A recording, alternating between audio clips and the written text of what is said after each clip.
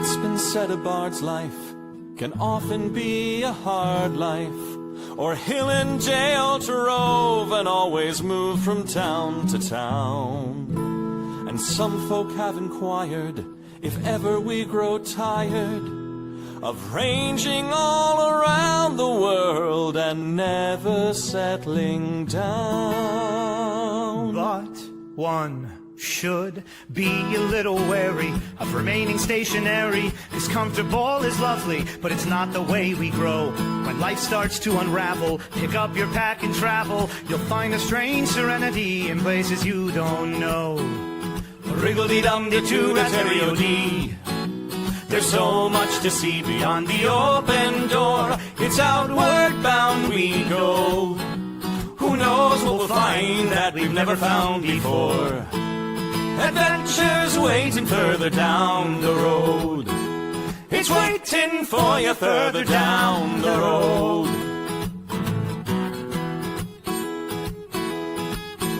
You've got no map for showing which direction you are going. But why start on a journey if you know where it will end? And once you recognize, to anticipate surprise, you'll relish every twist and turn that lies around the bend. Wriggle-dee-dum-dee-doo-da-terry-o-dee-da-dee-da-dee. There's so much to see beyond the open door. It's outward bound we go. Who knows what we'll find that we've never found before. Adventures waiting further down the road. It's waiting for you further down the road.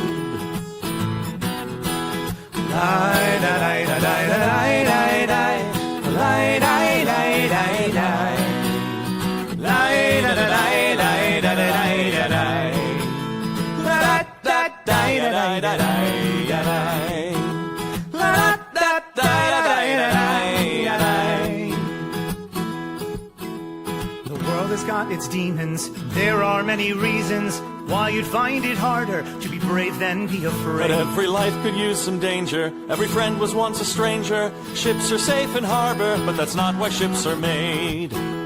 Wriggle-dee-dum-dee-doo-da-terry-o-dee-da-dee. A fwit-dee-dee-dee-dee. There's so much to see beyond the open door. It's outward bound we go. Who knows what we'll find that we've never found before. Adventures waiting further down the road. It's waiting for you further down the road.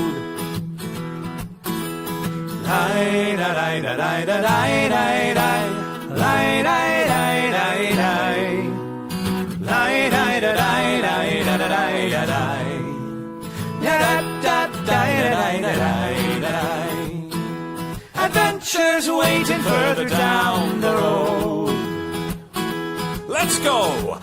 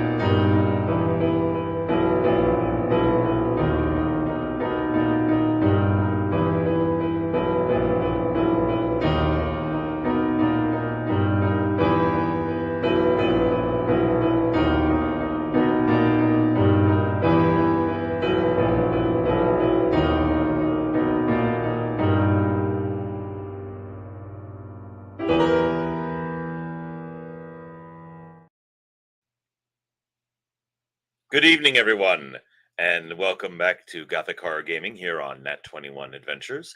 I am your host this evening, the Gloom Master. Um, for those of you who have been following along in our most recent game, first of all, thank you for coming back. But unfortunately tonight, Katie Hauser, our grim maven, has unfortunately fallen a bit under the weather, and one of our players also ran into a conflict. So not available to join us this evening. And next week as well, we're going to be missing one of our players. So the game itself will pick back up on July 30th. However, I have with me here this evening the one and only Shakespeare, Dan Kostelik, who is our Ghost Walker this evening. Oh, why, hello, Gloom Master. Hello. And Are we you also the have, Gloom Master? Yes, I am the Ghost Walker. I am the Gloom Master. I feel like there's a weird. We're going to bring Almost- Gozer the Gozerian in. Yes, I know. Are you the Key Master? know. Yes.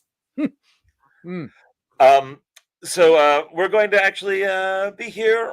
We have a couple of special guests that might be popping in as we go along. We're going to do some spooky stories, a little Ask Me Anything, talk about anything horror, spooky stories, role-playing games, Renaissance fairs, what have you.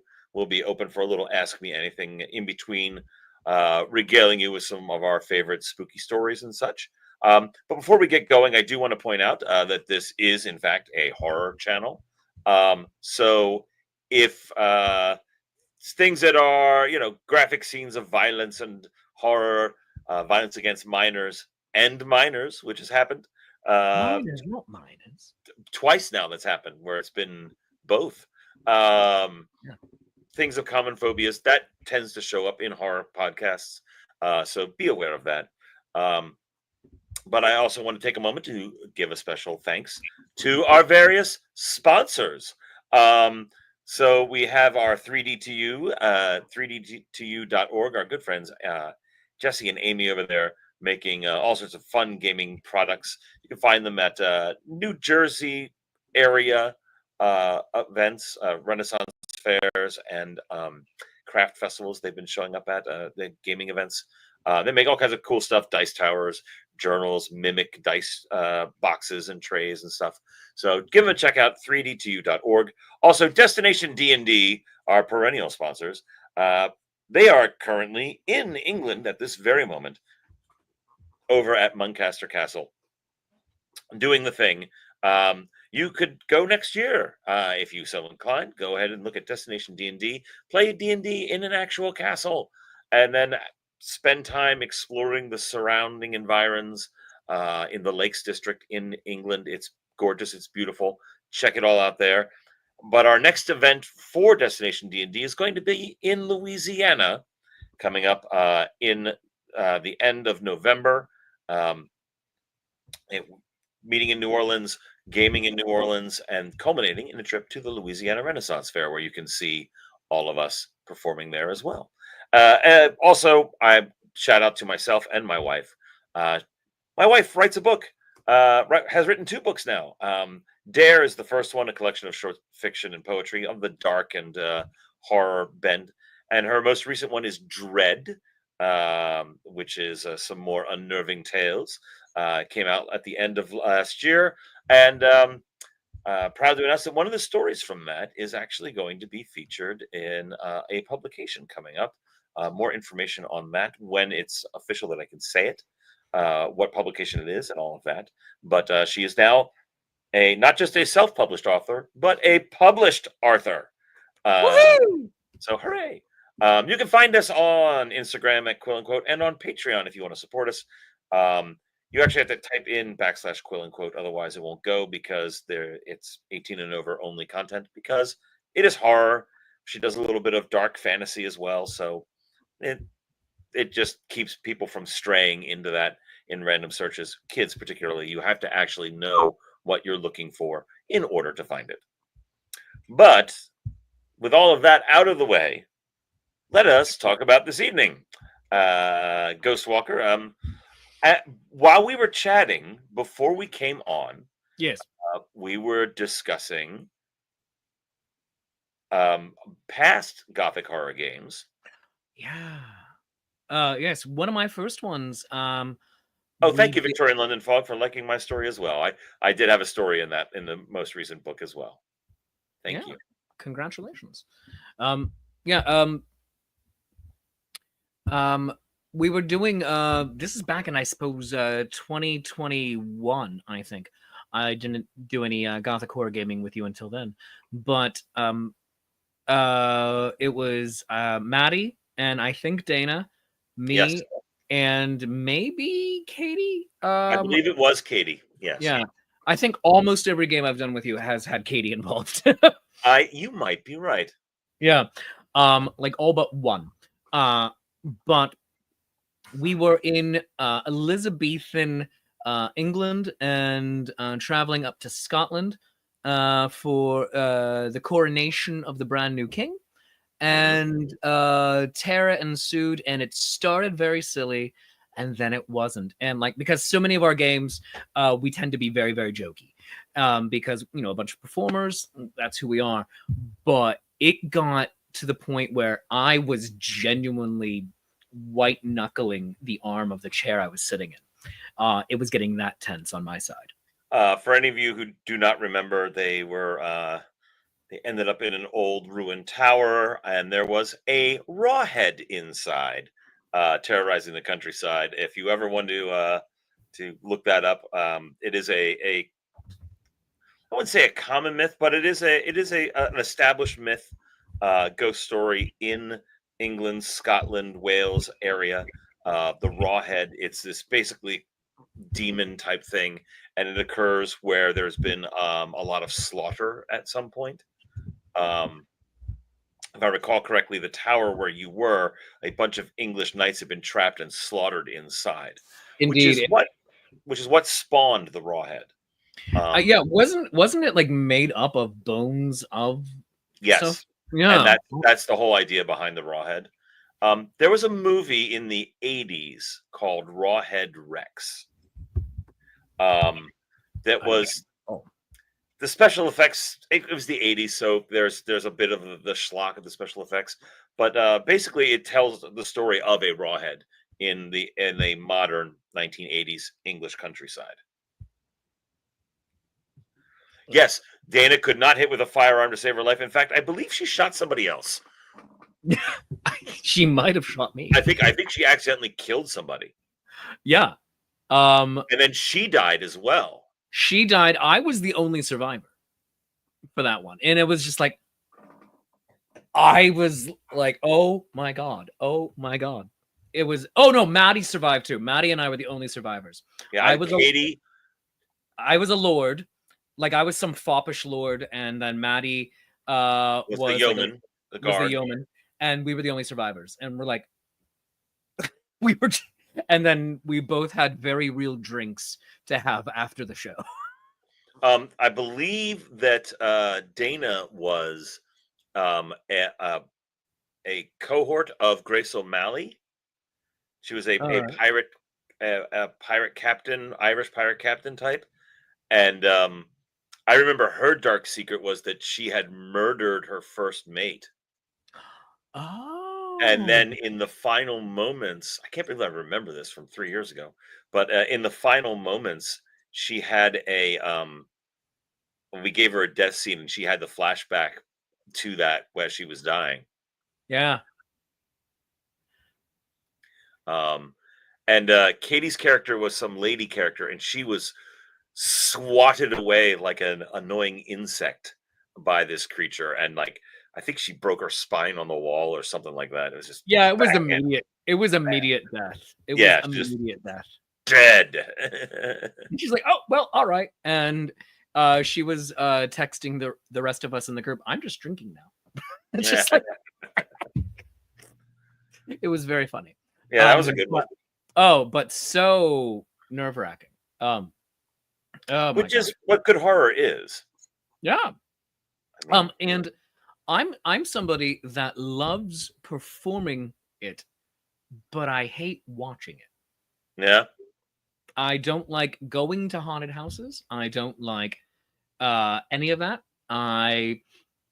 am very bad about going to anything like the Universal Halloween Horror Nights or anything like that.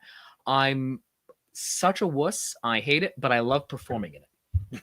Oh, that's Yeah. very, very interesting.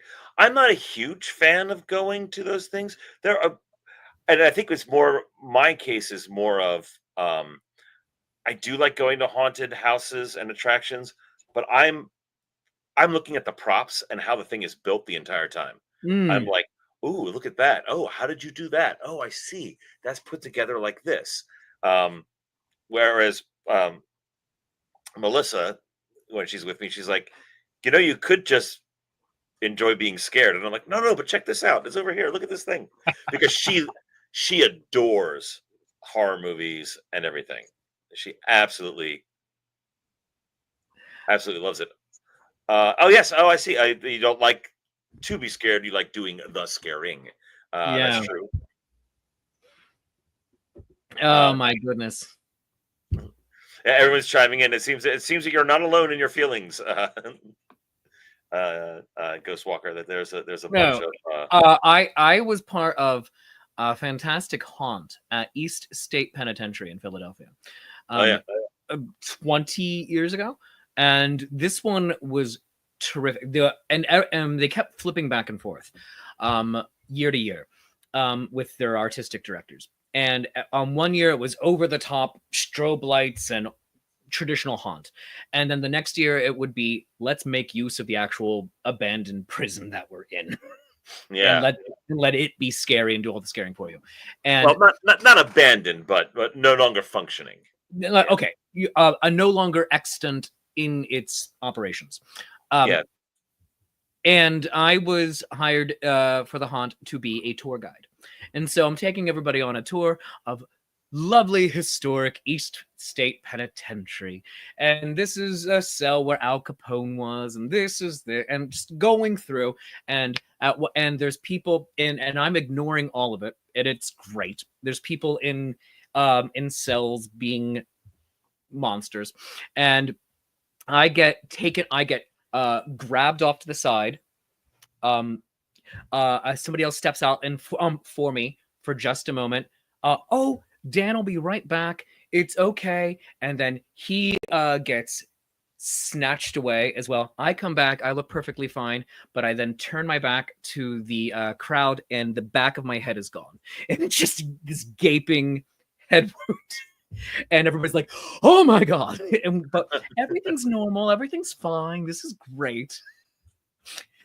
We might want to walk a little faster, and we were just playing it as for that. And so that wing, because they had 2 tours going that year, so that wing was the guided tour, where it was just terrible inmates and zombie apocalypse all happening at the same time, which was wonderful. Like seeing, so like inmates had their own storylines going that would repeat every 5 minutes, as a new group would come through. And then on the other side, it was traditional haunts and jump scares and all of that. But it was a lot of fun. I then went through it the next year, and I couldn't go back because I got too scared. And I'm like, "No, I can't do this." And they're like, you worked here. I'm like, "I know, I'm very aware."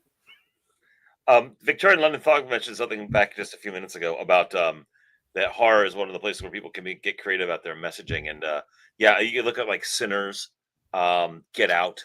I have not seen Sinners yet.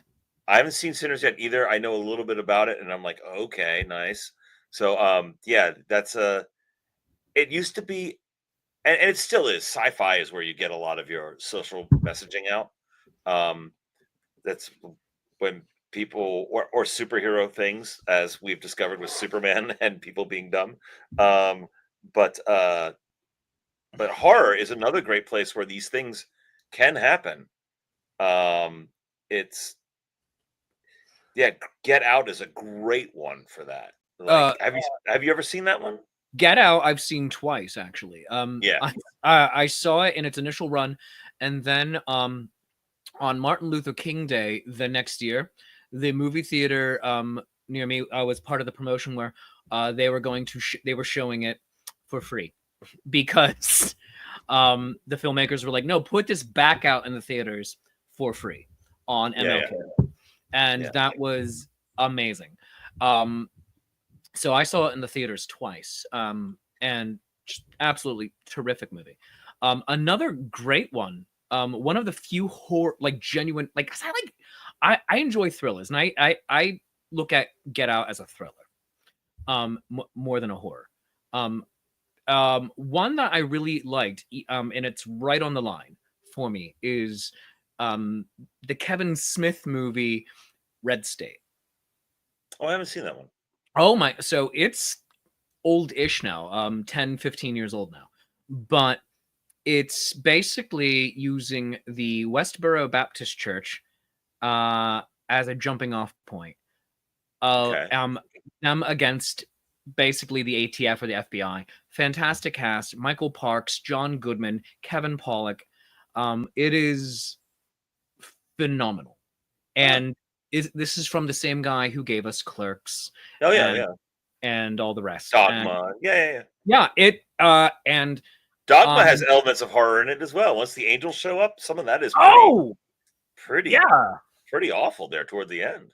A little bit, yeah. He's not afraid of gore, that's for sure. If you saw Tusk, that's a fun one. And that's almost a comedy. But like I can take my horror in very small doses. So Shaun of the Dead, there's not a whole lot of it. I'm okay with it. Goodness, Tucker and Dale and Tucker versus Evil. Yeah, that one. And as one of our guests just reminded me from off screen, Dogma is coming back to theaters this year for I did see that 25th anniversary. 25 years since Dogma.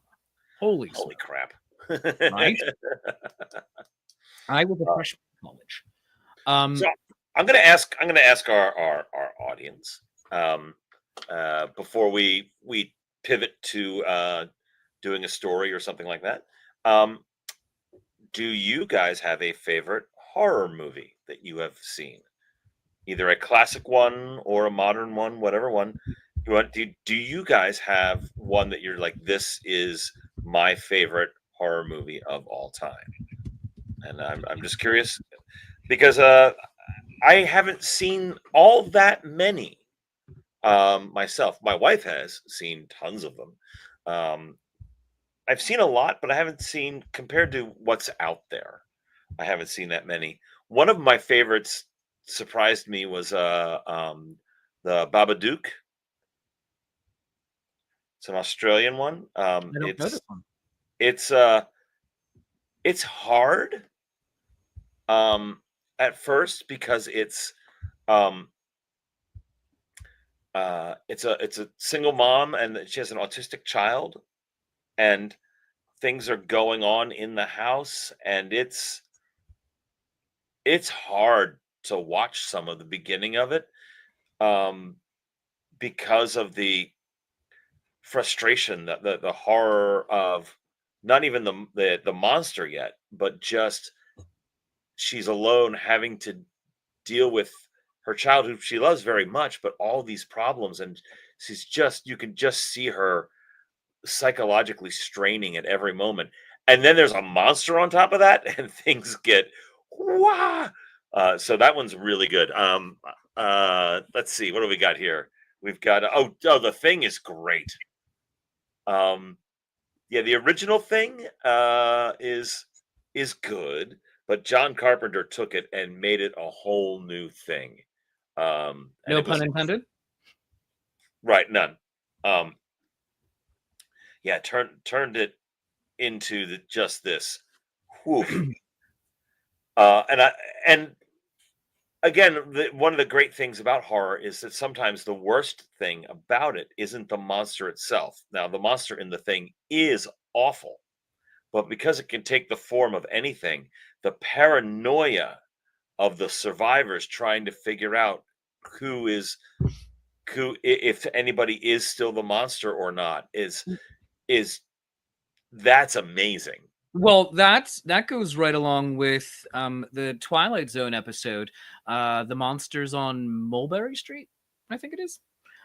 Where they think there is an alien invasion happening, and this entire idyllic suburban neighborhood turns on each other, and they become the monsters. And then the fun twist at the very end is there actually were aliens behind the scenes poking just enough to see how people would react.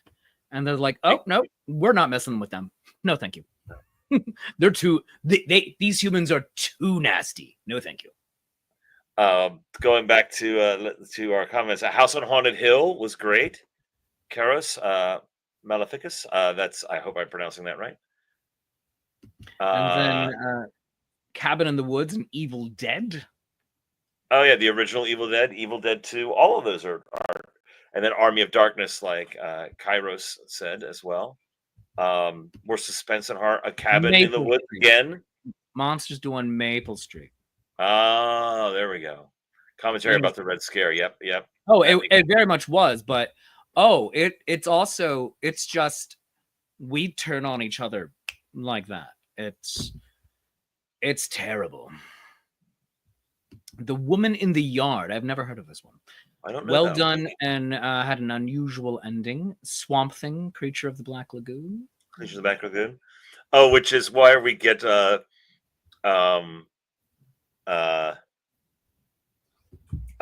the Shape of Water? Oh, yes. Because he didn't like the way the Creature of the Black Lagoon ended, so he made Shape of Water instead. Oh my good. Humans are the space orcs saying Chef Nutmeg, and we scare other aliens. Yeah. I love those things on Reddit.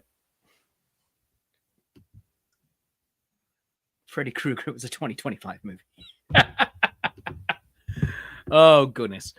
All right. So, sir, would you like to maybe begin our first scary story for tonight? Yeah, if everyone the Shape of Water again, Victoria London Fog. I got to see it in an art house theater in Philadelphia when it was first out, and oh my goodness, it was so good. Just a really, really, really good film. But I thought I would read for you guys here today. I'm going to bring this over here in front of me. Oh, wrong one. So that's okay. I'm bringing up the text because it's been a while. Over the years, I have had the good fortune, I guess, of performing in a stage production, The Fall of the House of Usher, multiple times. 3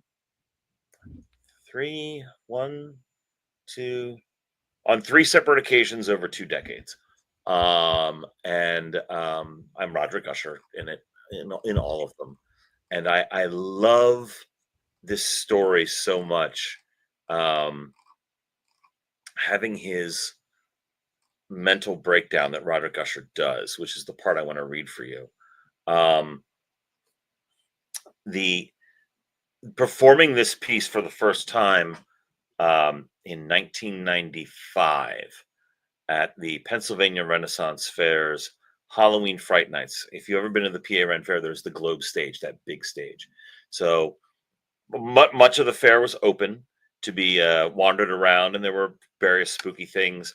We had a vivisectionist table that was inside one of the old booths. The old Her Majesty's Cup booth was surrounded on 3 sides by plexiglass, and there was a live vivisection inside where he's just pulling organs out and throwing them on the wall. There was an actress there that was just her head and then a fake body. So all this is going on around the entire festival grounds.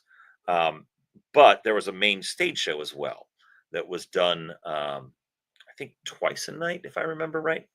2 showings so that people could come on in, and it was all these horror writers doing their favorite stories, and then there were vignettes from theirs. And so I was Roderick Usher, and Poe, who's played by Brooke Hall, came on out, and he's the narrator in it.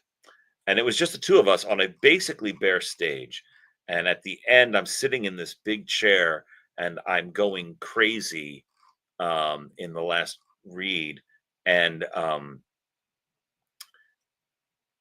it was just me on a stage with about 1,000 people watching, and just that feeling was when I went, okay, I need to be a performer. I need to be an actor. This is having the audience follow along with my emotional roller coaster, was what made me go, this is what I want to do, with my life. I was, geez, how old was I? I was 22. So yeah, that was really, really cool. The second time I did it was in the mansion at Mount Hope. And it was just two of us on a bare stage again. This time it was a woman who was playing the narrator slash Madeline Usher. Very stylized, but also very fun. My parents came away from that, and they actually came and saw that production. And when they were done, they were talking to me afterwards, and uh, they said, for a moment, we actually thought you were crazy. So like, oh, that's high praise from my parents. Thank you very much. Um, uh, and then the third time I did it for the guys over at the New Jersey Renaissance Fair, TJ Miller and Phil Life. And we did it in a theater space nearby the festival for Halloween. And the week before, my sister died. And TJ was like, all right, do you still want to do this? Because if you're not familiar, the story is Roderick Usher thinks his sister is dead and buries her alive. And so TJ was like, are you sure you want to do this? And I said, yeah, actually, I really do. And it was very cathartic for me then to actually perform this. And Melissa, who we were dating at the time, we weren't married yet. She played my wife. She played the narrator in it, and was just. She got to stand on stage and watch me just come undone. It was pretty cool. So yeah, this piece has a lot to do for me, and I'm just going to do the end of it.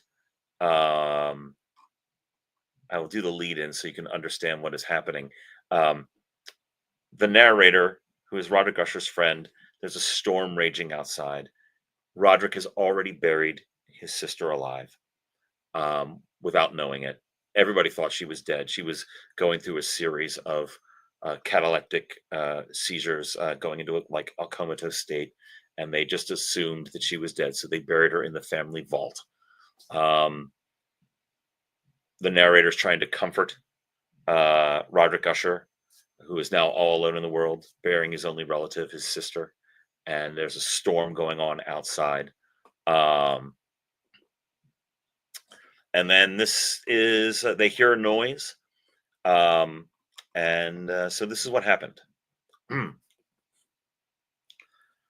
No sooner had these syllables passed my lips than, as if a shield of brass had indeed at the moment fallen heavily upon the floor of silver, I became aware of a distinct, hollow, metallic, and clangorous, yet apparently muffled reverberation. Completely unnerved, I leapt to my feet, but the measured rocking movement of Usher was undisturbed. I rushed to the chair in which he sat. His eyes were bent fixedly before him, and throughout his whole countenance there reigned a stony rigidity. But as I placed my hand upon his shoulder, there came a strong shudder over his whole person.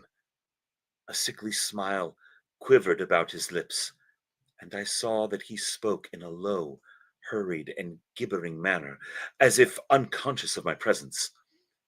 Bending closely over him, I at length drank in the hideous import of his words. Not hear it? Yes, I hear it, and have heard it. Long, many minutes, many hours, many days have I heard it, yet I dare not. Oh, pity me, miserable wretch that I am! I dare not speak! We have put her living in the tomb. Said I not that my senses were acute? I now tell you that I heard her first feeble movements in the hollow coffin. I heard them many, many days ago, yet I dared not. Oh, I dared not speak. And now Tonight, Ethelred, the breaking of the hermit's door, and the death cry of the dragon, and the clangor of the shield. Oh no, say rather, the rending of her coffin, and the grating of the iron hinges of a prison, and her struggles within the coppered archway of the vault. Whither shall I fly? Will she not be here anon? Is she not hurrying to upbraid me for my haste? Have I not heard her footstep on the stair? Do I not distinguish that heavy and horrible beating of her heart? Madman! Here he sprang furiously to his feet and shrieked out his syllables as if in the effort he were giving up his soul. Madman! I tell you that she stands without the door! As if in the superhuman energy of his utterance there had been found the potency of a spell. The huge antique panels to which the speaker pointed threw slowly back upon the instant their ponderous and ebony jaws. It was the work of the rushing gust, but then, without those doors, there did stand the lofty and enshrouded figure of the Lady Madeline of Usher. There was blood upon her white robes, and the evidence of some bitter struggle upon every portion of her emaciated frame. For a moment she remained trembling and reeling to and fro upon the threshold. Then, with a low moaning cry, fell heavily inward upon the person of her brother, and in her violent and now final death agonies bore him to the floor, a corpse, and a victim to the terrors he had anticipated. From that chamber and from that mansion I fled aghast. The storm was still around with its wrath as I found myself crossing the old causeway. Suddenly there shot along the path a wild light, and I turned to see whence a gleam so unusual could have issued, for the vast house and its shadows were alone behind me. The radiance was that of the full setting and blood-red moon, which now shone vividly through the once barely discernible fissure of which I had before spoken, as extending from the roof of the building in a zigzag direction to the base. While I gazed, this fissure rapidly widening, there came a fierce breath of whirlwind. The entire orb of the satellite burst at once upon my sight.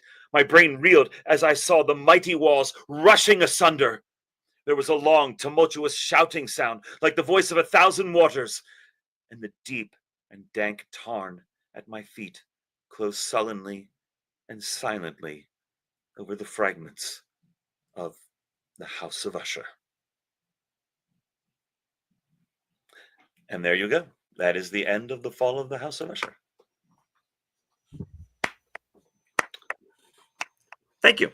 That was fantastic. Oh my god. I haven't done it in a long time, and I really didn't prepare. I could have done it much better, but thank you for indulging me. I loved that. Oh my god.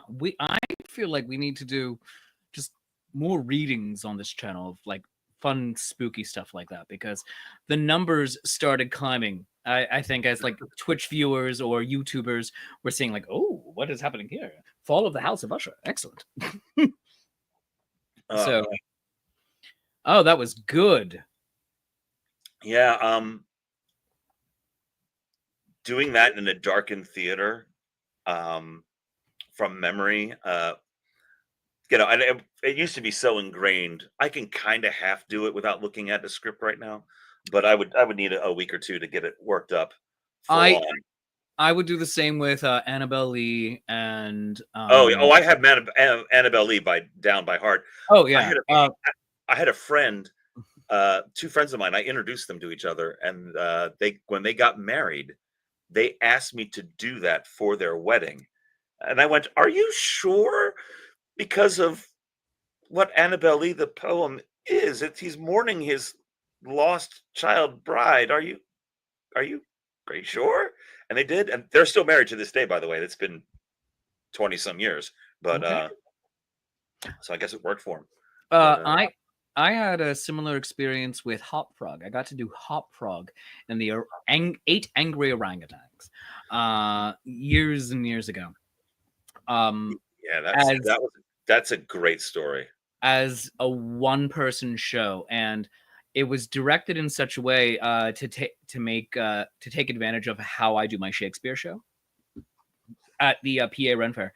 So I used audience members as the 8 angry orangutans, and I had them all chained up and everything, and everyone's having a great, silly, fun time, and I'm being wacky and creepy, but like a funny creepy the whole time until the very end when, you know, they get set on fire.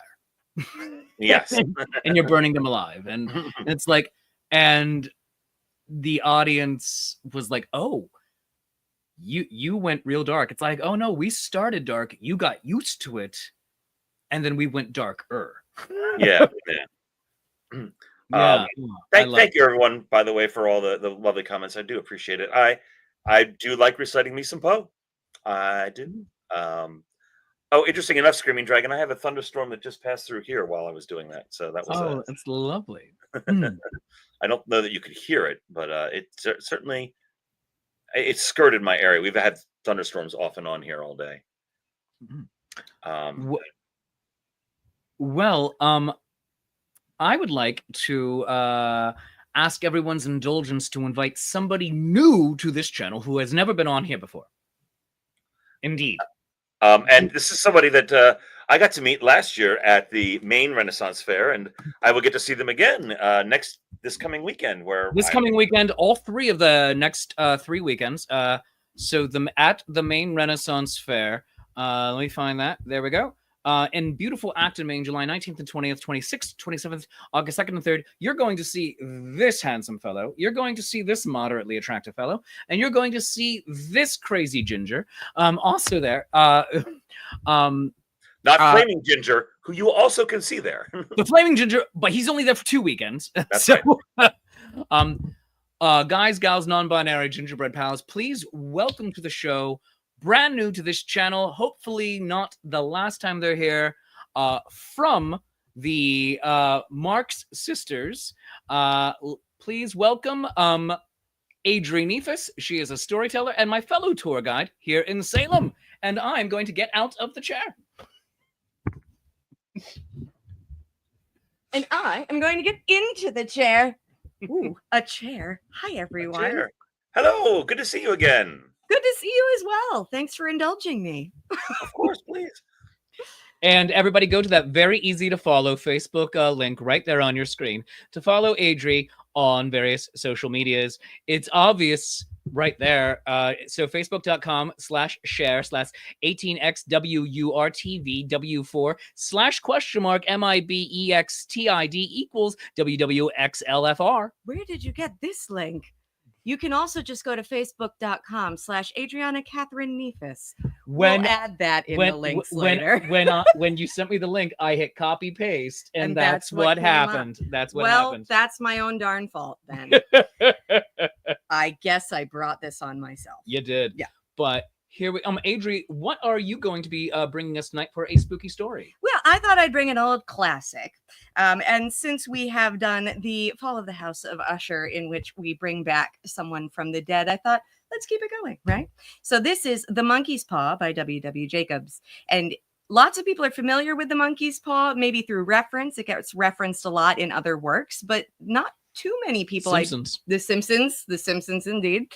Not too many people, I believe, have gone back and read the original, and I personally think it is worth the read. I'm just going to chime in before you start.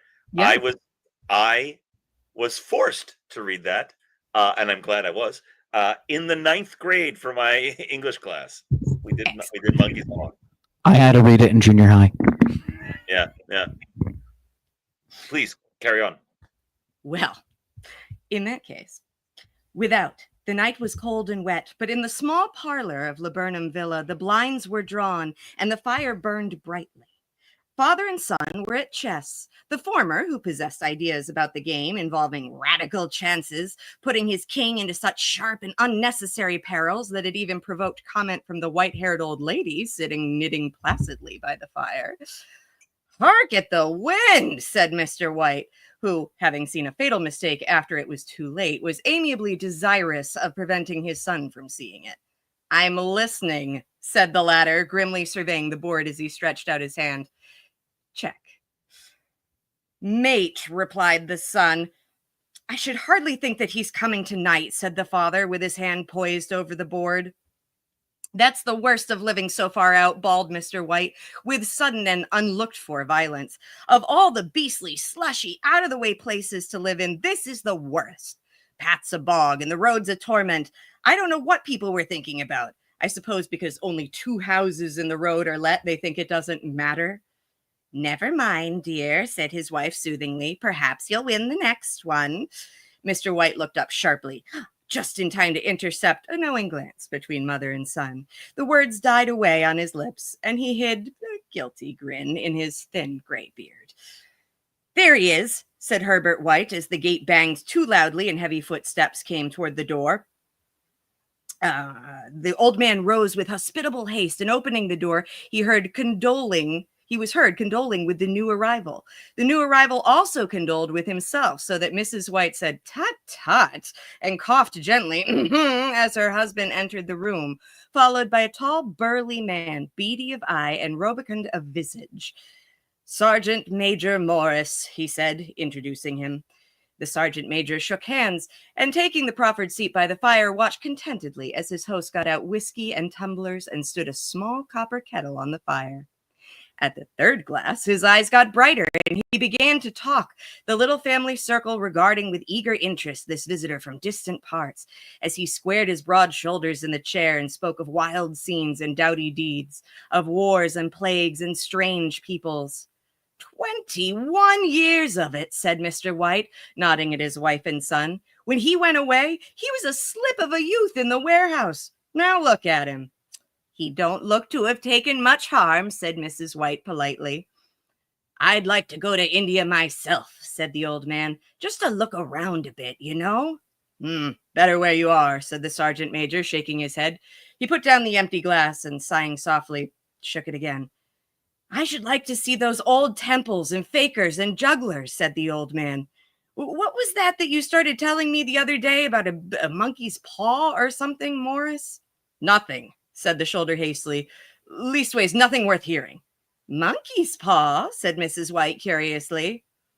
Well, it's just a bit of what you might call magic, perhaps, said the sergeant major offhandedly. His 3 listeners leaned forward eagerly.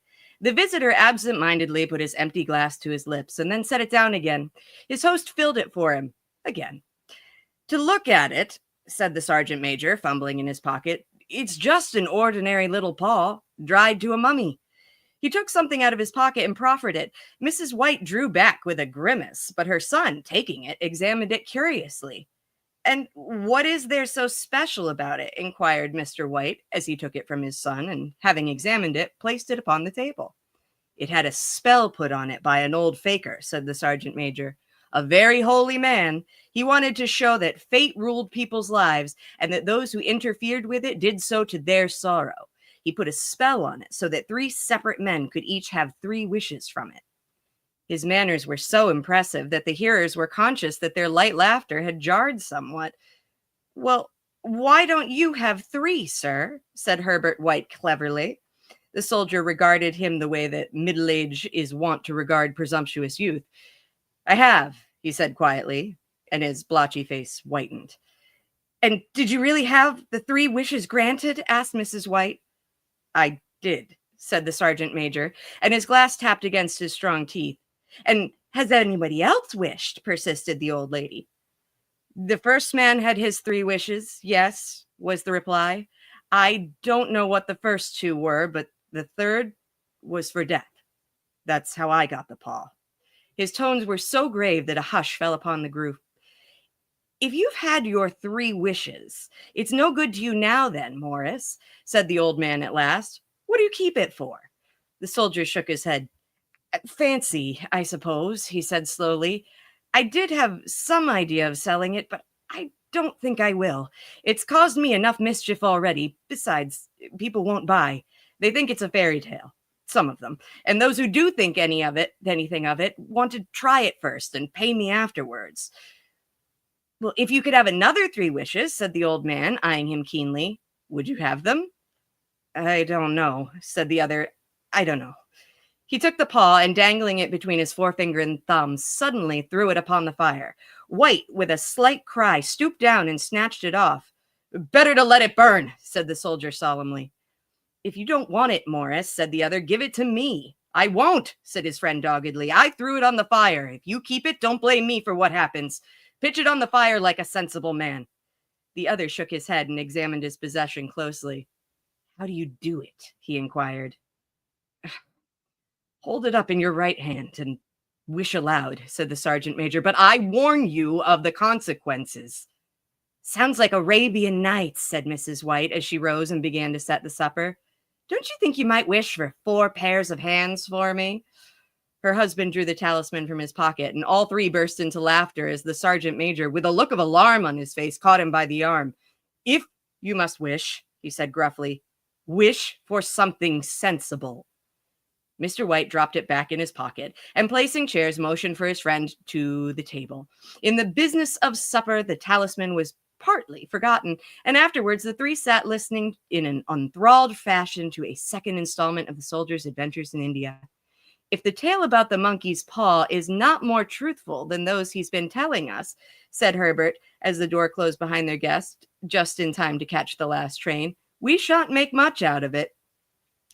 "Did you give anything for it, father?" inquired Mrs. White, regarding her husband closely. "A trifle," he said, coloring slightly. "He didn't want it, but I made him take it, and he pressed me again to throw it away." "Likely," said Herbert, with pretend horror. "Why, we're going to be rich and famous and happy. Wish to be an emperor, father, to begin with, and then you can't be henpecked." He darted around the table, pursued by the malign Mrs. White, armed with an anti-masker. Mr. White took the paw from his pocket and eyed it dubiously. "I don't know what to wish for, and that's a fact," he said slowly. "It seems to me I've got all I want." "If you only cleared the house, you'd be quite happy, wouldn't you?" said Herbert, with his hands on his shoulder. "Well, wish for 200 pounds, then. That'll just do it." His father, smiling shamefacedly at his own cruelty, held up the talisman, as his son, with a solemn face somewhat marred by a wink at his mother, sat down and struck a few impressive chords. "I wish for 200 pounds, said the old man distinctly. A fine crash from the piano greeted his words, interrupted by a shuddering cry from the old man. His wife and son ran towards him. "It moved," he cried, with a glance of disgust at the object as it lay on the floor. "As I wished, it twisted in my hand like a snake." "Well, I don't see the money," said his son, as he picked it up and placed it on the table. "And I bet I never shall." "It must have been your fancy, father," said his wife, regarding him anxiously. He shook his head. "Never mind, though. There's no harm done, but it gave me a shock all the same." They sat down by the fire again while the two men finished their pipes. Outside, the wind was higher than ever, and the old man started nervously at the sound of a door banging upstairs. A silence unusual and depressing settled on all three, which lasted until the old couple rose to retire for the rest of the night. "I expect you'll find the cash tied up in a big bag in the middle of your bed," said Herbert, as he bade them good night, "and something horrible squatting on top of your wardrobe, watching you as you pocket your ill-gotten gains." He sat alone in the darkness, gazing at the dying fire and seeing faces in it. The last was so horrible and so simian that he gazed at it in amazement. It got so vivid that, with a little uneasy laugh, he fell on the table for a glass containing a little water to throw over it. His hand grasped the monkey's paw, and with a little shiver, he wiped his hand on his coat and went up to bed. In the brightness of the wintry sun next morning, as it streamed over the breakfast table, he laughed at his fears. There was an air of prosaic wholesomeness about the room, which it had lacked on the previous night, and the dirty, shriveled little paw was pitched on the sideboard with a carelessness which betokened no great belief in its virtues. "I suppose all old soldiers are the same," said Mrs. White. "The idea of our listening to such nonsense! How could wishes be granted in these days? And if they could, how could 200 pounds hurt you, father?" "Might drop on his head from the sky," said the frivolous Herbert. "Morris said that things happen so naturally," said his father, "that you might, if you so wished, attribute it to coincidence." "Well, Don't break into the money before I come back, said Herbert as he rose from the table. I'm afraid it'll turn you into a mean, a very avaricious man, and he shall have to disown you. His mother laughed and, following him to the door, watched him down the road, and returning to the breakfast table was very happy at the expense of her husband's credulity, all of which did not prevent her from scurrying to the door at the postman's knock, nor prevent her from referring somewhat shortly to retired sergeant majors of bibulous habits when she found that the post brought a tailor's bill. Herbert would have some more of his funny remarks, I expect, when he comes home, she said as they sat at dinner. I dare say, said Mr. White, pouring himself out some beer. But for all that, the things moved in my hand. I'll swear to it. You thought it did, said the old lady soothingly. I say it did, replied the other. There were no thoughts about it. I had just... What's the matter? His wife made no reply. She was watching the mysterious movements of a man outside who, peering in an undecided fashion at the house, appeared to be trying to make up his mind to enter. In mental connection with the 200 pounds, she noticed that the stranger was well dressed and wore a silk hat of glossy newness. 3 times he paused at the gate and then walked on again. The 4th time he stood with his hands upon it, and then with sudden resolution flung it open and walked up the path. Mrs. White at the same moment placed her hands behind her and, hurriedly unfastening the strings of her apron, put the useful article of apparel beneath the cushion of her chair. She brought the stranger, who seemed ill at ease, into the room. He gazed at her furtively and listened in a preoccupied fashion as the old lady apologized for the appearance of the room and her husband's coat, a garment which he usually reserved for the garden. She then waited as patiently as her sex would permit for him to broach his business, but he was at first strangely silent. I was asked to call, he said at last, and stooped and picked up a piece of cotton from his trousers. I came from Ma and Megan's. The old lady started. Is anything the matter?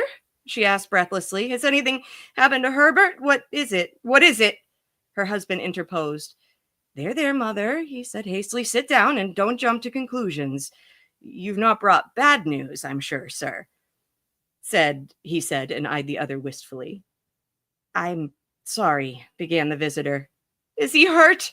Demanded the mother wildly. The visitor bowed in assent. Badly hurt, he said quietly, but he's not in any pain. Oh, thank God, said the old woman, clasping her hands. Thank God for that. She broke off as the sinister meaning of the assurance dawned on her, and she saw the awful confirmation of her fears in the other's averted face. She caught her breath and, turning to her slower-witted husband, laid her trembling hand on his. There was a long silence. He was caught in the machinery, said the visitor at length in a low voice. Caught in the machinery, repeated Mr. White in a dazed fashion. Yes. He sat staring out the window and, taking his wife's hand between his own, pressed it as he had been wont to do in their old courting days nearly 40 years before. He was the only one left to us, he said, turning gently to the visitor. It is hard. The other coughed and, rising, walked slowly to the window. The firm wishes me to convey their sincere sympathy with you in your great loss, he said, without looking round. I beg that you will understand I am only their servant and merely obeying orders. There was no reply. The old woman's face was white, her eyes staring and her breath inaudible. On the husband's face was a look such as his friend the sergeant might have carried into his first action. I was to say that Ma and Megan's disclaim all responsibility, continued the other. They admit no liability at all, but in consideration of your son's services, they wish to present you with a certain sum as compensation. Mr. White dropped his wife's hand and, rising to his feet, gazed with a look of horror at his visitor. His dry lips shaped the words. How much? 200 pounds, was the answer. Unconscious of his wife's shriek, the old man smiled faintly, but put out his hands like a sightless man and dropped a senseless heap to the floor. In the new cemetery, some 2 miles distant, the old people buried their dead and came back to the house steeped in shadows and silence. It was all over so quickly that at first they could hardly realize it and remained in a state of expectation, as though of something else to happen, something else which was to lighten this load too heavy for old hearts to bear. But the days passed and expectations gave way to resignation, the hopeless resignation of the old, sometimes miscalled apathy. Sometimes they hardly exchanged a word, for now they had nothing to talk about, and their days were long to weariness. It was about a week after that the old man, waking suddenly in the night, stretched out his hand and found himself alone. The room was in darkness, and the sound of subdued weeping came from the window. He raised himself in bed and listened. "Come back," he said tenderly. "You'll be cold." "It's colder for my son," said the old woman, and wept afresh. The sounds of her sobs died away on his ears. The bed was warm and his eyes heavy with sleep. He dozed fitfully and then slept until a sudden wild cry from his wife awoke him with a start. "The paw!" she cried wildly. "The monkey's paw!" He started up in alarm. Where is it? What's the matter?" She came stumbling across the room towards him. "I want it," she said quietly. "You've not destroyed it?" "It's in the parlor on the bracket," he replied, marveling. "Why?" She cried and laughed together and, bending over, kissed his cheek. "I only just thought of it," she said hysterically. "Why didn't you think of it before? Why didn't you think of it?" "Think of what?" he questioned. "The other 2 wishes," she replied rapidly. "We've only had one." "Was not that enough?" he demanded fiercely. "No," she cried triumphantly. "We have one more. Go down and get it quickly and wish our boy alive again." The man sat in bed and flung the bedclothes from his quaking limbs. "Good God, you're mad," he cried aghast. "Get it," she panted. "Get it quickly and wish. Oh, my boy, my boy." Her husband struck a match and lit the candle. "Get back to bed," he said unsteadily. "You don't know what you're saying." "We had the first wish granted," said the old woman feverishly. "Why not the second?" "A coincidence," stammered the old man. "Go get it and wish," cried his wife, quivering with excitement. The old man turned and regarded her, and his voice shook. "He hasn't been dead 10 days, and besides, I would not tell you else, but I could only recognize him by his clothing. If he was too terrible for you to see, then how now?" "Bring him back," cried the old woman, and dragged him towards the door. "Do you think I fear the child I have nursed?" He went down in the darkness and felt his way to the parlor and then to the mantelpiece. The talisman was in its place, and a horrible fear that the unspoken wish might bring his mutilated son before him ere he could escape from the room seized up on him. He caught his breath, and he found that he had lost the direction of the door. His brow cold with sweat, he felt his way around the table and groped along the wall until he found himself in the small passage with the unwholesome thing in his hand. Even his wife's face seemed changed as he entered the room.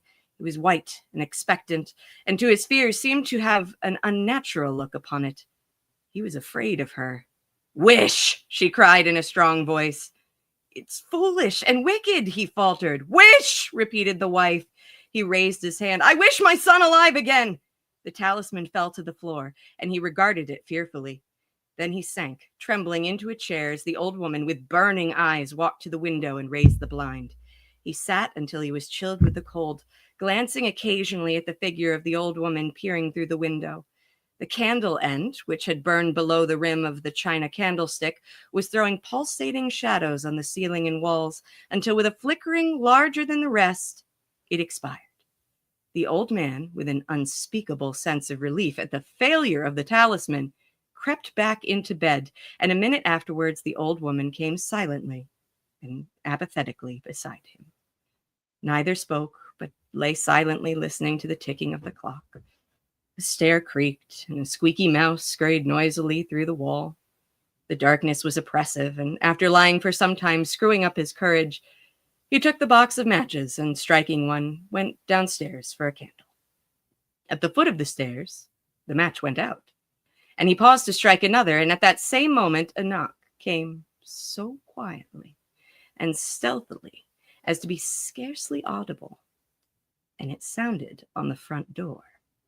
The matches fell from his hand and spilled in the passage. He stood motionless, his breath suspended until the knock was repeated.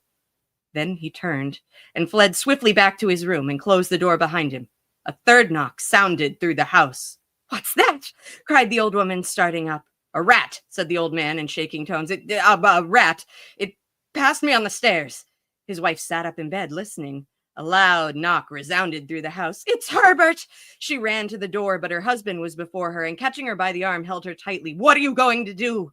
He whispered hoarsely. It's my boy. It's Herbert, she cried, struggling mechanically. I forgot. It was 2 miles away. What are you holding me for? Let go. I must open the door. For God's sake, don't let it in, cried the old man, trembling. You're afraid of your own son? She cried, struggling. Let me go. I'm coming, Herbert. I'm coming. There was another knock and another. The old woman, with a sudden wrench, broke free and ran from the room. Her husband followed to the landing and called after her appealingly as she hurried downstairs.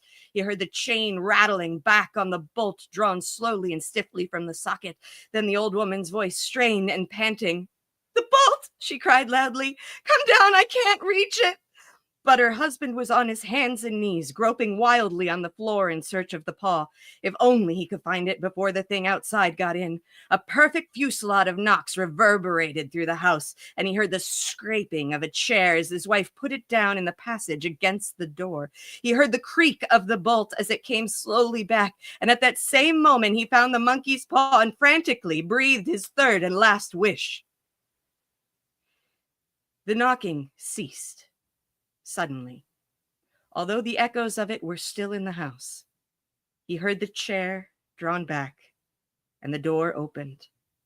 A cold wind rushed up the staircase, and a long, loud wail of disappointment and misery from his wife gave him the courage to run down to her side and then to the gate beyond. The street lamp, flickering opposite, shone on a quiet and deserted road. The end. Oh my goodness gracious. Friends, this is brand new to many of you. Adrian Neefus, she is a storyteller of no small reputation nor ability, and you can find her this weekend with the Gloom Master and myself at the main Renaissance Fair. This weekend, next weekend, and the weekend following in beautiful Acton, Maine. Come and join. Thanks for having me. And you are muted, Gloom Master. That's all right. I have nothing important to say. Yeah. So, Adri, what is the better Facebook page than this amazing, beautiful one right here? I mean, that is amazing and beautiful, but much more succinct, I think, is just facebook.com/my name. So Adriana Catherine Neefus, and we'll have Master Shakespeare put my full name in the chat. I don't know why I went British for that. I don't know why. Yeah. Do you have a Facebook page for your show as well? For the Marks Sisters? I do. Yes, actually. So that's a entirely different persona. And I will also give that. Yeah, just go ahead and type it in right All there. right, I'll type it in right now. I'm sad I won't be dunking/bucketing you this year. I am sad of that as well. We are happy to have Ron back, though. Yes, I'm glad he is back. I'm more than happy to turn the sheriff duties back to him. For those of you who probably do not know, last year I was called in last minute to the main Renaissance Fair because their Sheriff Bracken, was undergoing some surgery and was going to be unable to perform. So I filled in for him for the run of the fair last year as Sheriff Sir Winston Payne, which is a character I had done years ago. And I'm back again, but as Sir Francis Drake this year, because luckily Ron is better and is back to being sheriff again. So hooray! Huzzah! That is what we like to hear. I first met Ron in 2004 or 5 at the Connecticut Renaissance Fair. That's where I first met him. I was doing Buckle. I met him too. That's where I met him too. What a small world. It is. Yeah. Well, I suppose I'll turn this camera back over to Master Shakespeare then. All right. It's just Dan right now. Well, Dan, get out of here. I'm turning it over to Master Shakespeare. Oh my goodness. There's a professionally English person here. I I know, right? Yes. Well, ta. Thanks, everyone. Thanks for reading for us. I appreciate it. All right. Um, Yeah. Isn't she fantastic? She's also my housemate here in Salem. So yeah. Excellent. All right. If you're lucky, you'll capture my ghost on your streaming this evening. Ooh. No promises, though. Your ghost? You're dead already? Well, no, there's a ghost that lives in the house. Ghost that lives in the house. Fantastic. Does this ghost have a name that we know of? Not that we know of. All right. I've never asked, though. It's really All right. quite rude of me. Yes. All right. So I have a ghost story tonight. But it is not one that is written down and everything. It is a ghost story that was originally told to us through the diary of the Reverend William Bentley. Reverend William Bentley was in the early 19th century a minister of the Anglican Church here in Salem. At St. Paul's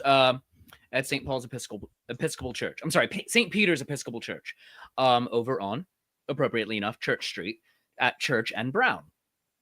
Now, go ahead. You have a question. I do. I've been to Salem several times, and I'm trying to wrap my head around where exactly this is in Salem. All right. So, imagine Salem as a point. All right. Yes. Jutting out into the harbor. That is actually called the Point. Now, at the very tip of one of the points is the Old Burying Point. Now, the Old Burying Point is also called the Charter Street Cemetery.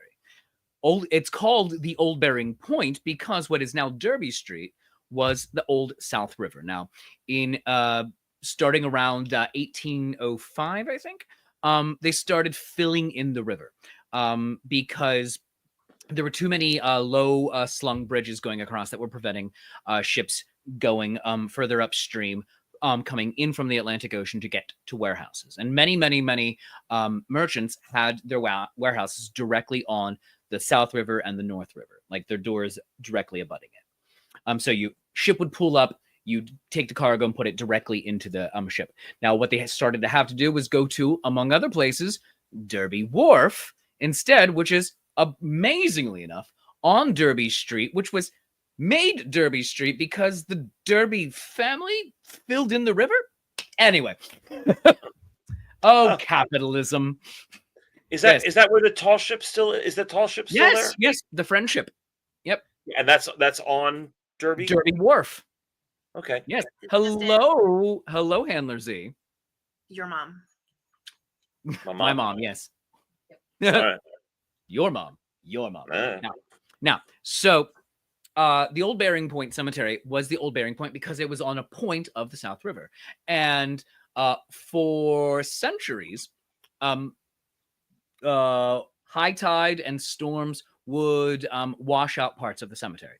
And there is supposed to be, a minimum of 3 feet, not 6 feet, my friends, 3 feet, between the top of a casket and the earth that you walk on. Now, in some parts of the Old Burying Point Cemetery, it was down to 3 inches.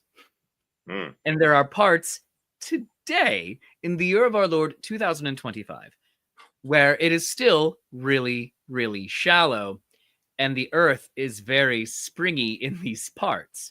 Now, there are hundreds and hundreds, well over 1,000 people actually, buried in the Old Burying Point Cemetery, in Charter Street Cemetery. There are about 600 tombstones because some of them were washed away and some people didn't get a tombstone, but also because graves were repurposed. Some of them were family plots, but like one person on top of another.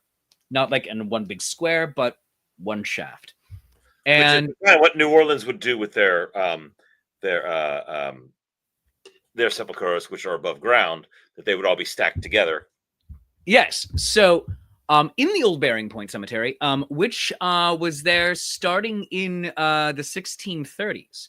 1636, Adrian? I want to say. Dates were never my strong point. I'm going to say 1636 for fun. You know what? Go check me if I'm wrong. Do it. You won't. Now.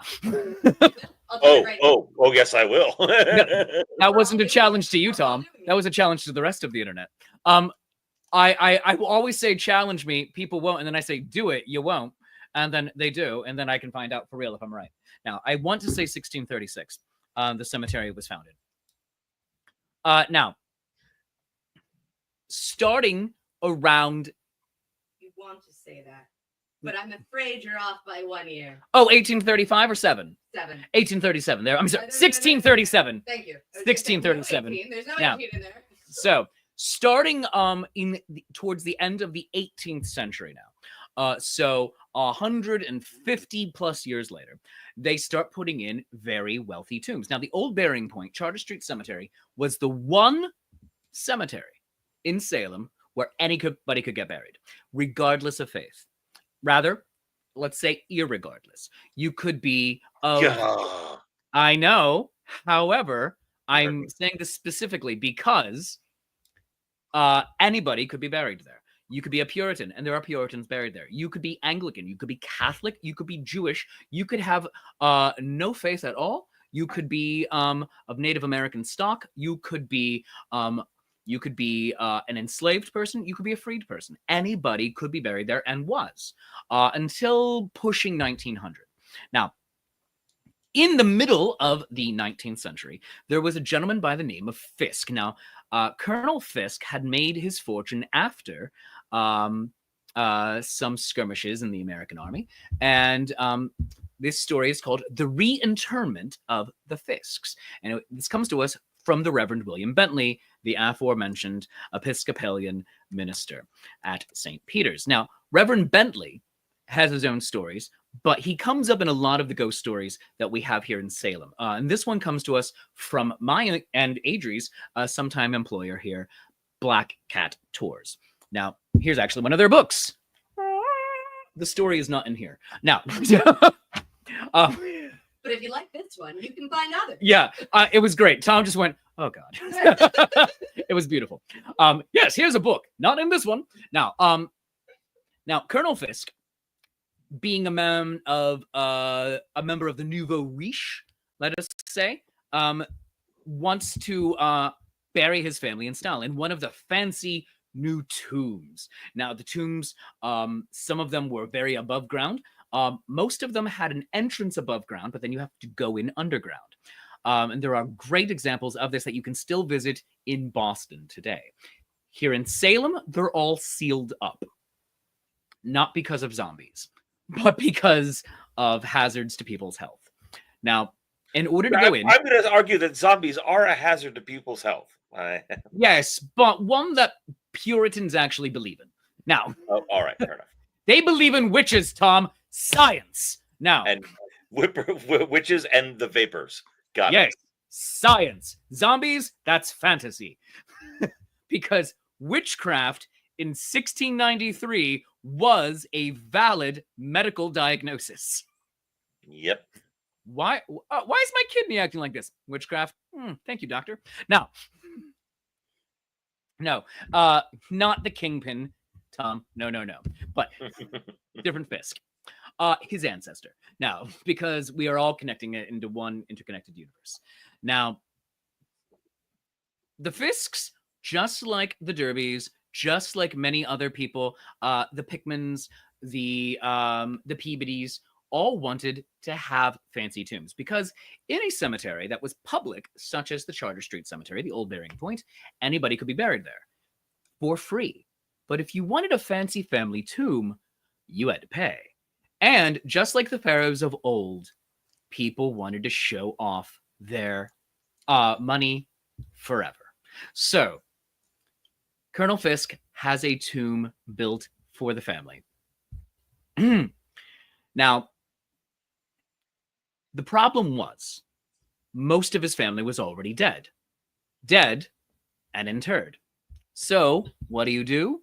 You have to hire somebody to come and dig them back up and put them into the new tomb. So he hires an undertaker to come out and do this. The undertaker and his team, along with the Reverend William Bentley, to reconsecrate the burials, come out and on a rather muggy Saturday morning, begin digging. The first grave he dug up was of the colonel's niece, Lydia. Lydia was a lovely, vivacious 18-year-old young woman who died a few months before she was supposed to be married. Not uncommon in the 19th century. People died for all sorts of reasons. Young people even get the flu, you die. And she was a personal friend of the Reverend Bentley, and she'd only been dead for I believe 10 years at this point. So the Undertaker opens the casket. There's her body, no skin really left on, but she's in her dress, still vivid.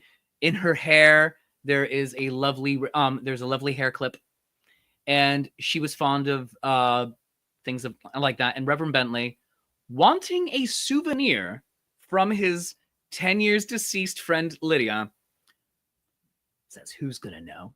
Reaches in, takes the hair clip off of her head, and her hair falls off like a wig into the back of the casket. Everybody jumps. Okay. Pick her up, put her in a brand new casket, because God forbid you put the original casket into the tomb. Everything has to be nice, because you're going to go down and visit it. Into the nicer casket, nails it up, puts her into the tomb. The next casket to be dug up was of the Colonel's aunt, who'd been dead for less than 2 years. Now, opens it up. She's pink and squishy, and it's like, oh, nature's taking its course here. And they try to get her out, but they can't. And they pull hard, and they can't get her out. The Undertaker takes his shovel and starts to try to pry her out of the casket. Can't get her out. So he flips it over and starts banging his shovel on the back of the casket again and again and again. Finally, cracks the casket. And you hear a whoomp. Her body hits the ground. Flip the casket off of her, throw it away, roll the body over, and that pink, squishy skin was now writhing. Because it wasn't skin, you see, my friends. It was worms. Worms were her skin used to be. Hundreds of worms, maybe thousands of worms. And they couldn't put her back into the casket, into the new casket, in the tomb, in this condition. So the Undertaker takes off his jacket and he rolls up his sleeves and he reaches in to pull out great handfuls of worms. Worms from her abdomen, worms from her clavicle, worms from where her throat was, worms from her face, worms from the eye sockets, worms from out of the nose, worms everywhere. Finally, a little sick and pale and green, he puts her in the new casket, seals it up, puts it in the tomb. The final casket disinterred had been there for 6 months. And it was the Colonel's young son. He was 2 years old. And the Undertaker said, no. Took the child-sized casket as it was, put it into an adult-sized casket, sealed that shut, put it down into the tomb, and called it a day. That one isn't so much spooky, it's just gross. But when I go for real on that one, complete all the gory details, and this one can go on for about another 5 minutes. On my tour, I have had people going, please stop. But Adrian and I both actually tell stories like that here in Salem, and I'm going to be doing that all throughout August, actually. So right here, in which city? That sounds like when you said it, there was like a cracks the back of the casket, and there was a kind of a thunk. It's like you broke the seal on a jam jar or something, and now things can come out. That's what I immediately thought. Not too dissimilar, actually. Yeah. One time I was doing the tour, and a lady started screaming at this point, and because a skunk had run over her foot. Now, I tell this story at the Charter Street Cemetery. Now, if you're familiar with Salem, my friends, at night, you cannot go into the Charter Street Cemetery. It is closed after dark. Most especially at Halloween time, which now that we are getting into the back half of Salem, it's time. So, Yeah. Salem is a summer town, but it's also a Halloween town. And right now we're in that mixy point. Now, the Charter Street Cemetery, right next to it, has the Salem Witches Memorial, with stone benches of the 20 people who were murdered by the government, accused of witchcraft. So, real quick, Tom, can you tell me how many witches were executed in Salem?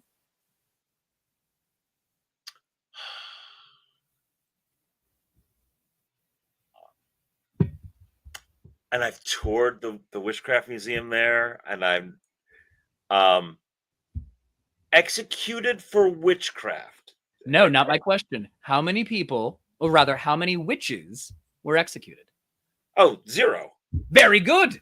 None of the people were witches. Everybody was a good God-fearing Christian at the time. I always think of Giles getting pressed to death. Yeah, more weight. I can. Also, that's a fun part. Like, all of these stories are great and interconnected. And these are all stories I tell right here at the cemetery. I never tell them in the cemetery. I tell them next to the cemetery, in the witch trial memorial. Giles Corey was pressed to death, 80-year-old irascible man. Everybody thinks of him as a hero. He wasn't. He was a terrible person. Giles Corey, #terrible person. He literally got away with murder. Some of his favorite hobbies included being drunk and setting his neighbor's barns on fire. Great guy. But when Giles Corey was pressed to death, it was because he refused not just to say guilty or not guilty. He refused to accept the court's authority. Yeah. The court, my friends, of Oyer and Terminator, the court to hear and decide, which have been set up specifically for the witch trials in Salem, needed everybody to accept the court's authority, and Corey refused to give it. Yep. And so the sheriff was treating English common law rather loosely and was like, well, here we go. Let's bring back a form of torture that hasn't been used in hundreds of years up to that point and had never been used, to our knowledge, here in America. And that was pressing. You take river stones, heavy river stones, and you put them on a board, maybe an oak door, and you lay a person down in a field. And then hour by hour, you add these heavy river stones on to the board until the person relents and says whatever you want them to say. So they went into a field, which is now the Howard Street Cemetery. You can go there. And said, Giles Corey, do you accept this court's authority? And Corey would say nothing. So the sheriff would say, more weight. And they added a stone. And hour by hour by hour, this would go on. 24 hours this went on. Every hour, adding another heavy river stone. And onlookers could hear the old man's ribs breaking. And his tongue was sticking out of his mouth. And the sheriff, George Corwin, takes his walking stick and pushes Giles Corey's tongue back into his mouth. And he says, Giles Corey, do you accept the authority of this court? And Corey himself is supposed to have said, more weight. Now, this has a couple of prologues. The first one being 5 years later, George Corwin wakes up in the middle of the night, unable to move. Probably sleep paralysis now. Felt a weight on his chest, cold sweat, and swore he saw Giles Corey at the foot of his bed pointing at him. And this went on for a week. Wakes up in the middle of the night, unable to move, cold sweat, weight on his chest, Corey at the end of his bed. And he dies at the end of that week of a massive heart attack at the age of 29. And since then, from 1698 until they abolished a sheriff in Salem in the 1970s, every single sheriff either died in office of a heart attack or retired after a heart attack. Huh.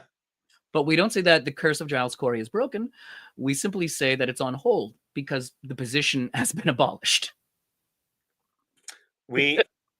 So I feel bad that you have missed. I did an entire Gothic horror game tangential to this, where it was the descendants thereof. I was in that one. Yeah, you were in that one. Okay, I was in that one. Yeah, because you started saying things. I'm like, oh, I know these names. I know these names. Yeah. But I'm like, oh crap, my character wouldn't know these names. Right. Oh no, so good, good. That's a hard part with role playing games. Going, hey, I know this, but my character absolutely would not. Yeah. Now, second postscript to the third postscript to the Giles Corey one. George Corwin dying first. Heart attack seeing Giles Corey. Second, every sheriff dying or retiring from heart disease. Third postscript. So he dies in 1698, 5 years earlier, in 1693, when the witch trials were happening. One of the people accused of witchcraft was a fellow by the name of Philip English. Philip English fled to New York State, Albany area, to wait everything out. Now, if you were under English common law, if you were found guilty of a felony, and witchcraft is a felony, all of your property is subject to seizure by the crown. And property didn't mean your house or your land; it actually meant everything else. Your movable goods, which included nails in the house, or the ring off of your spouse's finger, that kind of thing. Nails, by the way, were very valuable. They were all crafted in England. So it all had to be shipped to America. So if you actually were going to go build a new house, it was very common practice to burn down your old one. And then once it cooled, go pick up the nails and then build your new house. Very common practice. So George Corwin dies. Philip English, well before he died, comes back and finds that his property had all been seized. His house was empty, and he goes to get it back. And George Corwin is like, nope, it's mine. I seized it. And he sues, and the judge was like, yep, George Corwin, you have to give that back. He was not found guilty of a felony because he wasn't found guilty at all. And he was only accused. And it's like, nope. Sorry. So years go by, lawsuits. Corwin dies. Now, if somebody dies in your debt, and Corwin died in Philip English's debt, you were allowed to go and claim a piece of their property to settle everything. So he goes to the funeral down the street from him, at the house of his cousin, Jonathan Corwin, who was the town magistrate and and he was also the chief judge of the court for the witch trials. And you can go visit this house now. It's called the Witch House. And he says, I want that. That being George Corwin's casket with Corwin in it. So the pallbearer's like, march the casket over to Philip English's house. He puts it in his living room. It said he put his feet up on it as like a coffee table, had a drink. A couple of hours later, Jonathan Corwin comes over, negotiates for the release of the body, pays the debts. Everything's good. And Philip English, though, had the last laugh, because then he for his last will and testament. There's no last will and testament from Philip English, but there is a last will and testament from John Brown, who gave all of his land, which was Philip English's land, to the Church of England, the very church that the Puritans were getting away from, because he wasn't a Puritan, he was an Anglican.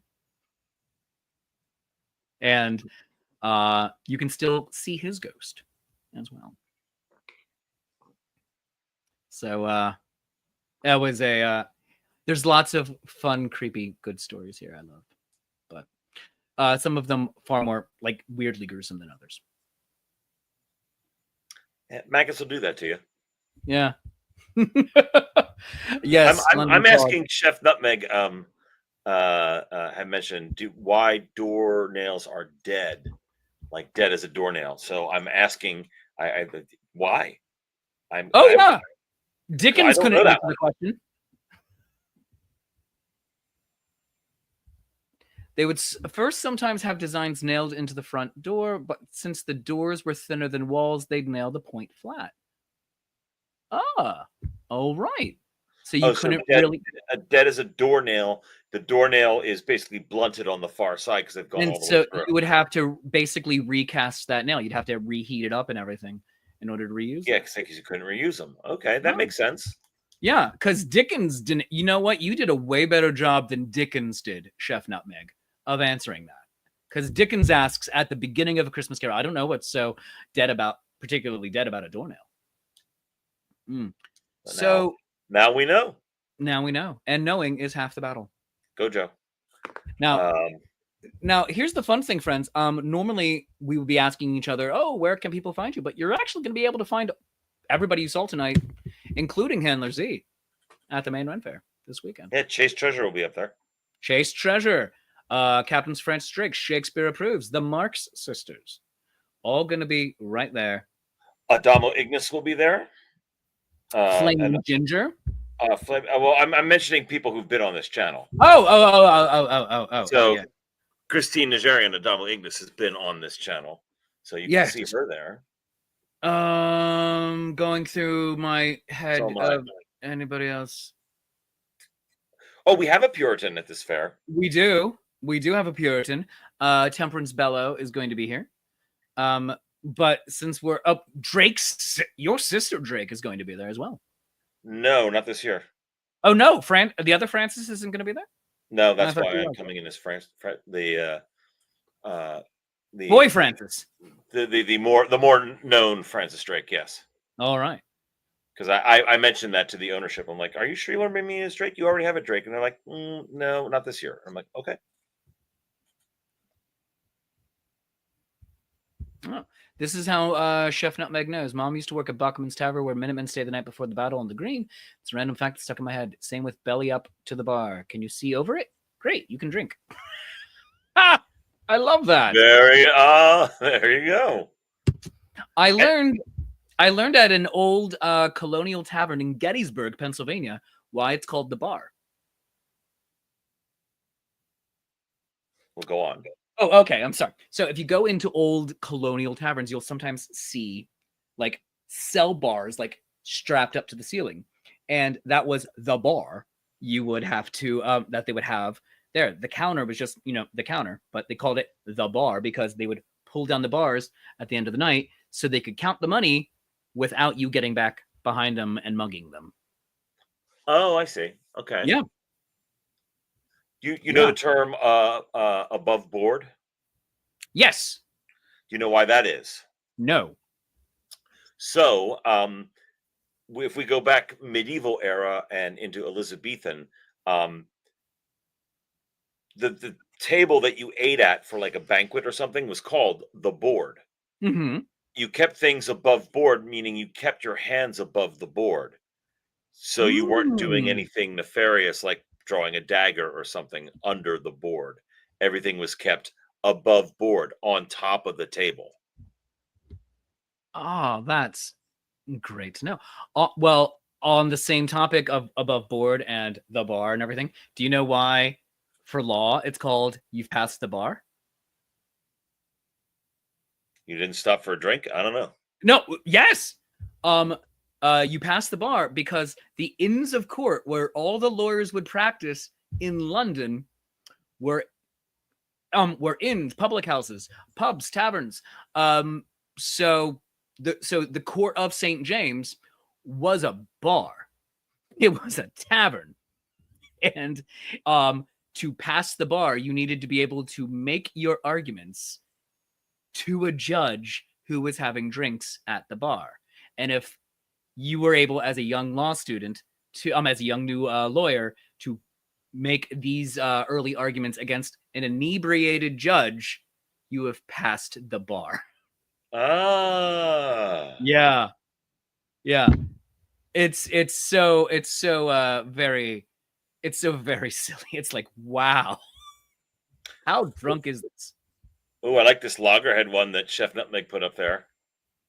At Loggerheads, a fireplace poker. So when discussion got spirited, people were known to pick the loggerhead. I love that. Coffee houses used to be called public universities. Oh, the randomness of this chat. This is like my Tuesday morning show right now. I love it. Well, on that note, I'm gonna get ready to go to bed because I have to go work in the shop tomorrow. Very good. Well, everybody, thank you so much for joining us. I'm sorry that we didn't have the game running this week, and we're not going to have it next week either because of some problems with players' schedules. But we are going to wrap it up. That is the game that we are running that is set in the Pacific Northwest in the 90s at a very fine dining restaurant where things have gone horribly wrong. So join us back again for that. Yeah, there is where the game is taking place. Next week, we're going to do something. I don't know what yet, but we will do something fun, something spooky. We'll be in Maine at that point, and we'll actually be in presence of several individuals who will all be there. Ooh, spooky trivia, that might be fun. Maybe we'll run a trivia show, a trivia game next Wednesday. Yes, let me talk to Hanley. I love this idea, Chef Nutmeg. That's great. Let's pencil that in, shall we? That next week we're going to do spooky trivia. We'll come up with a whole bunch of horror-related trivia questions, and you can play along at home and see what your scores are. How's that sound? Sounds fun. Yeah, let's do that.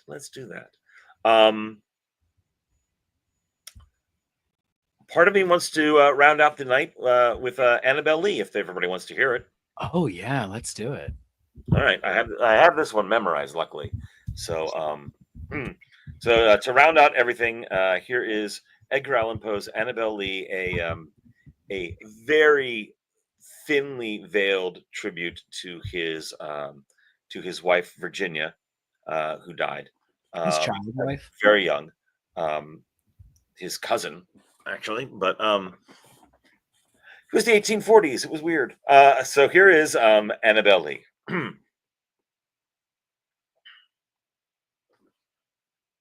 It was many and many a year ago, in a kingdom by the sea, that a maiden there lived, whom you may know by the name of Annabelle Lee. And this maiden she lived with no other thought than to love and be loved by me. I was a child, and she was a child in that kingdom by the sea. But we loved with a love that was more than love, I and my Annabelle Lee. With a love that the winged seraphs of heaven coveted her and me. And this is the reason that long ago, in a kingdom by the sea, that a wind blew out of a cloud by night, killing my Annabelle Lee, so that her high-born kinsman came and bore her away from me to shuttle her up in a sepulchre in that kingdom by the sea. The angels, not half so happy in heaven, went envying her and me. Yes, this is the reason, as all men know in that kingdom by the sea, that a wind blew out of a cloud by night, chilling and killing my Annabelle Lee. But the moon never beams without bringing me dreams of my beautiful Annabelle Lee. And the stars never rise, but I see the bright eyes of my beautiful Annabelle Lee. And so, all the night tide, I lie down by the side of my darling, my life, and my bride, in her sepulchre there by the sea, in her tomb by the sounding sea. There you go. my friend. I also do that poem, and I hate you because I feel like you did it better than me. Thanks, Ick. Thank you, sir. I'm just a poor boy from a poor family. Let him go. Well, let's do the final ad reads. Very good. It just remains here tonight to thank all of our sponsors, 3D2U at 3D2U.org. Our good friends Amy and Jesse over there doing all sorts of geek gaming products, 3D printed and woodcut.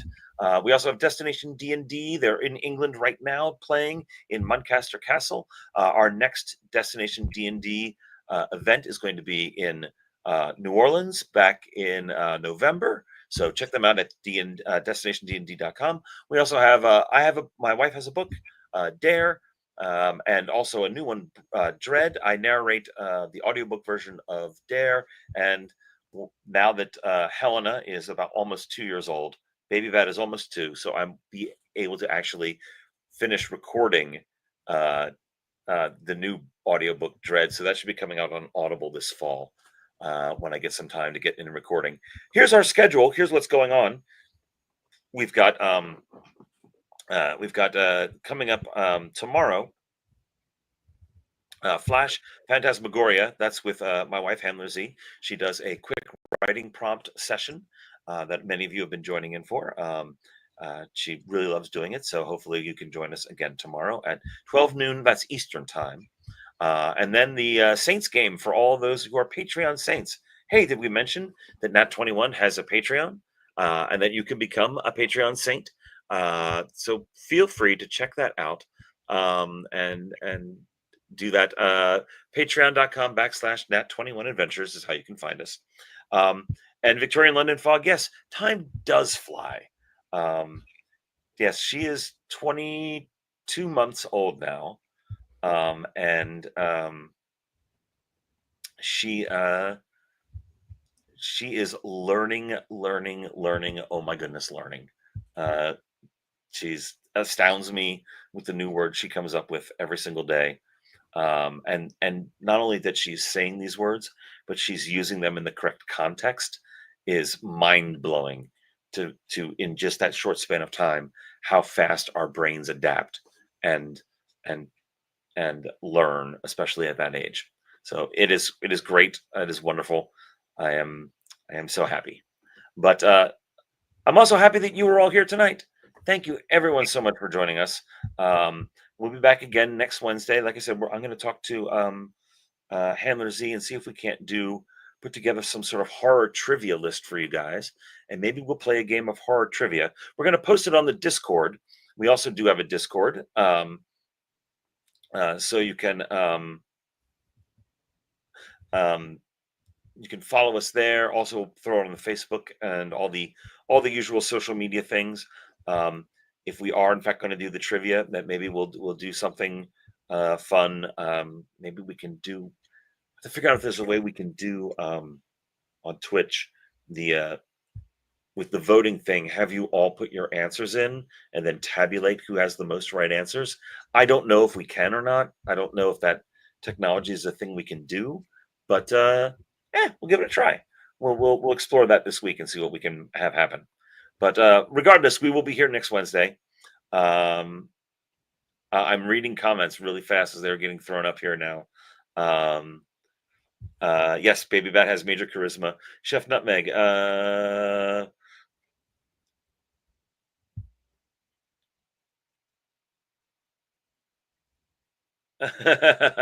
Okay.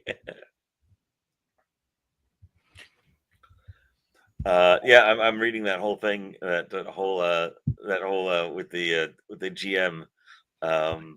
Just drop one die and declare you're all dead.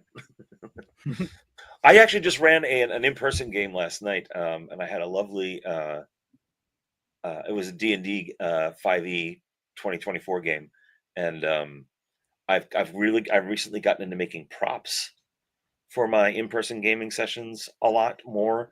So they had scrolls that were sealed with wax that they got to undo and break the seal. The seal was that of a goddess that is in my world, and they found a skeleton at one point who was clutching a bag of coins, and I threw a bag of coins on the table. They're like, "Well, how many gold are in there?" I'm like, "Well, I don't know. Why don't you open it up and look?" And they were like, "What? We actually? Oh my god!" So that's always a really fun thing to do, is physical props. I have healing potions for them now. They're little glass vials with the correct number of D4s in them. Really nice. My roommate once used an actual heart as a prop. Very nice. The we can ask Paul at some point about this is Juggling brains.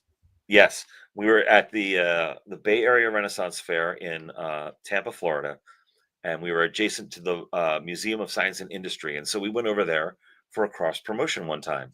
There was a guy with two, I don't know what the process is called, where basically like they replace the tissue with the rubberized kind of polystyrene sort of thing, like the Body Works does.